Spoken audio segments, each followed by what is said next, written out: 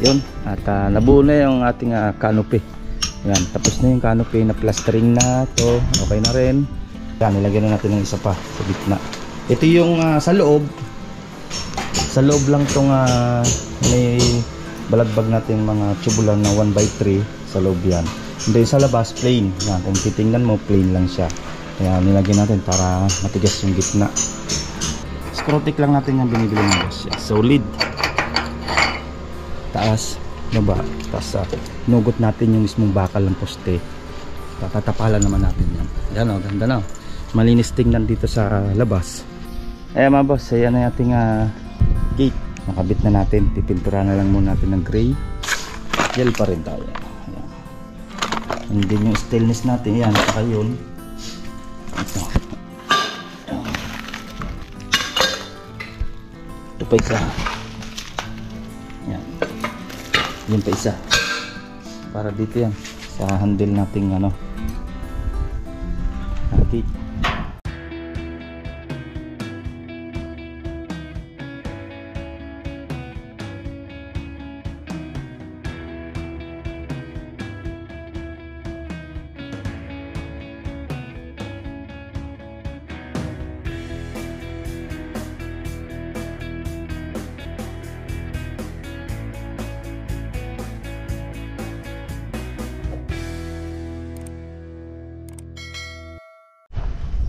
Yan at good morning mga boss. Update na uli natin yung ating project dito sa Jasmine ng Tanawan Park Place Phase 2 mga boss. At napapansin nyo, ayan na yung gate ng pinagawa sa atin ng ating client. At nakabit na natin, pipinturahan na lang. At yung ating, ayan, bumili tayo ng buhangin, hindi na tayo nagpa-deliver kasi konti na lang yung gagamitin natin dun sa may fencing para sa likod. Pintura para sa ating Lima Brosa, interior ng ating Linea. Ayan, pintura, wall and ceiling. Yan balde yung ating binili.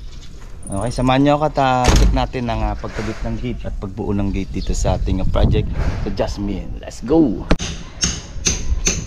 Yun, at nabuo na yung ating canopy. Ayan, tapos na yung canopy na plastering na to. Okay na rin. At yung kakabitan natin ng bisagra, ayan, nilabas na natin yung solid na bakal natin dyan para kapit na kapit. Yan, tapos yun, sinisinsil na. Hindi na ito, ay tatapon na natin yung ibang kalat na yan. Plastering na to, ito tapos na rin. Na-plastering na mga boss. Then dito, okay na rin, plastering na rin. Yun na yung canopy, diba? Tapos sa CR na pinto natin, okay na rin. Ayan, na plastering na. Masilyahan na lang natin yan. Okay. Ano ngayon? Anong date niya? 21 ano? 21? Ay 20? 20. December 20 ngayon. Ayan, nilalabas ng bakal.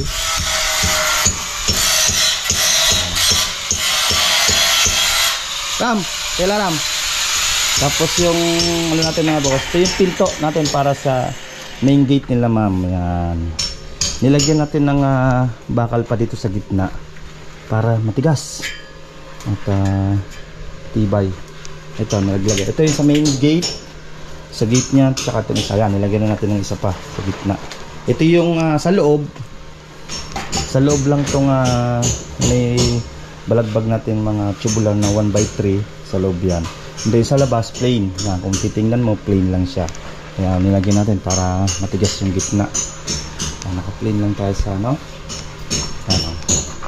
kakabit na natin, tapos doon na natin pipinturahan para bago magpasko o mag Christmas party kami at nakabit na namin yung gate at least safety na yung unit ni ma'am. Abangan nyo at mamaya kakabit na namin. May bisagra na tayo na 3/4. Yan, sa scrotic pa rin natin kinuha yan mga boss. 3/4 yan. Okay, heavy duty. 3 nilagay natin na bisagra. 1, 2, 3. At napakabigat ng gate dahil 1.5 yung kapal ng ating tubular na ginamit. At solid. Yan. Dito 2x3. Tapos dito 1/3. Ayan. 1/3 yan. Then 1/2 pag sinilip mo dito sa kabila, pantay lang siya. Ayan, mga boss. Pantay lang siya. Plus lang tayo. Okay. Nakabit mo natin tong isa. May bisagra na. Example lang na natin. Okay. Ayan mga boss, at nakabit na natin yung isang gate. At yung isa pa para sa gate natin sa garahe. And then yung para dito, ay kakabit na rin natin. Nakatatlong bisagra tayo dyan ng heavy duty. 3/4 ang ginamit natin. Hindi hinges ang ating ginamit sa screw-tick. Screw-tick lang natin yung binibili ng boss. Solid. Taas, baba. Tapos nugot natin yung mismong bakal ng poste. Tatatapalan naman natin yan. Yan o, ganda na. Malinis tingnan dito sa labas. Pantay siya.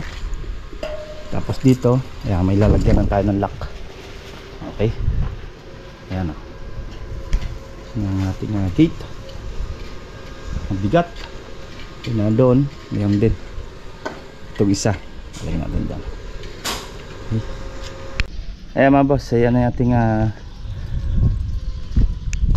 gate. Nakabit na natin. Pipintura na lang muna natin ng gray. And then ayan yung canopy nya. At may abang na para sa mga ilaw. Bawat poste. Ayan. Okay na. Bigat ng gate na to. Ayan, couple with tayo dyan. Dami natin brace. At simintuin na lang yan mga boss.